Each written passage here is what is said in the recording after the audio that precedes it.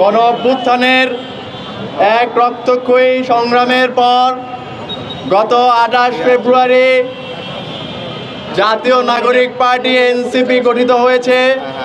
NCP গঠনের পর আমরা অনেক লড়াই সংগ্রামের ভেতর দিয়ে গত বেশ কিছুদিন যাবৎ আমরা আমাদের সারা দেশে জেলা, উপজেলা, মহানগর এবং থানার কমিটিগুলো তৈরি করছি। গতকাল আমাদের দলের গঠনতন্ত্র কেন্দ্রীয় সভায় পাশ হয়েছে।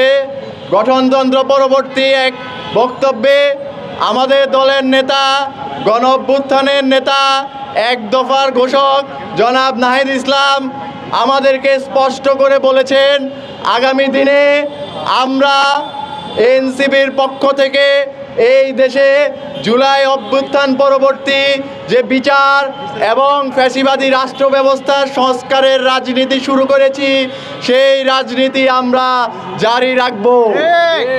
আমরা দেখতে পাচ্ছি, আমরা যখন সংস্কারের কথা বলছি, এই ফ্যাসিবাদী ব্যবস্থা ভেঙে ফেলার কথা বলছি, বেশ কয়েকটি রাজনৈতিক দল এই সংস্কারের বিরুদ্ধে গিয়ে এই ফ্যাসিবাদী ব্যবস্থা জারি রেখে শুধুমাত্র ক্ষমতার পরিবর্তনের মাধ্যমে ক্ষমতা কাঠামো বসে দেশকে আবারও একটি ফ্যাসিবাদী ব্যবস্থা, ফ্যাসিবাদী ক্ষমতা কাঠামোর ভিতরে নিয়ে যেতে চায়।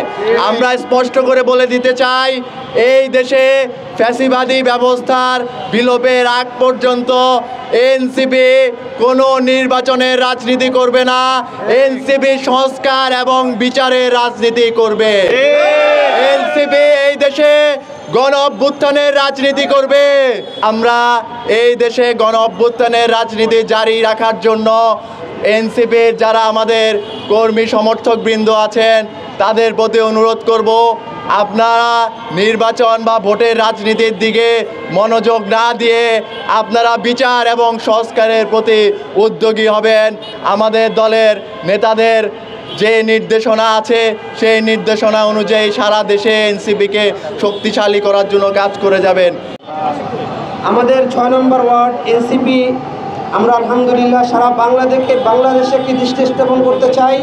সেটা হলো সারা বাংলাদেশের মধ্যে 6 নম্বর ওয়ার্ড, এই ওয়ার্ডটা ছিল হলো আওয়ামী লীগের সমস্ত যে দালালরা ছিল, স্বৈরাচার, এদের একটা ঘাঁটি ছিল।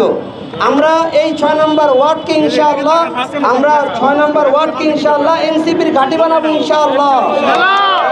এবং এখান থেকে ইনশাআল্লাহ এমন এনসিপির একটি আমরা অবস্থা তৈরি করবো ইনশাআল্লাহ, যেটা সারা বাংলাদেশে মডেল হিসাবে ইনশাআল্লাহ থাকবে ইনশাআল্লাহ। এই জায়গাতে যারা 6 নম্বর ওয়ার্ডে আছেন, আগস্ট মাসের 3 তারিখে এখানকার যে কাউন্সিলর তাইজুল ইসলাম চৌধুরী বাপ্পি যুবলীগ করতো, আমার মোবাইল ছিনায় নিয়ে চলে গেল 10 নম্বর আপনার মেট্রো স্টেশনের নিচ থেকে। তো ওই ওয়ার্ডের এরকম জাগ্রত অবস্থা দেখে আমার কাছে খুব ভালো লাগলো।